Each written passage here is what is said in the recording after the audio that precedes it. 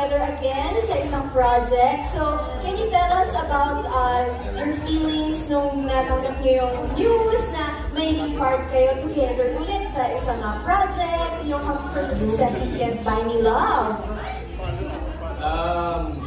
Well, noong una, parang binasa mo na ang newspaper, tapos nung nakita ko na parang, medyo may glimpse pa rin ng pagka-story. Hindi naman sobra, pero andun pa rin yung fun. So parang, sabi ko makaka-work ulit sa Marisa. Alam ko naman na masarap katabakan sa Marisa. Yung mga eksena namin talagang pumapatong-patong kasi dami namin naiisip talaga na pwede kong patotong lines na to, tapos samayan mo ng ganito, yung mga ganon. So parang lagi, nagbibigayan kami palagi sa isa. Happy ako maka-work ulit sa Marisa.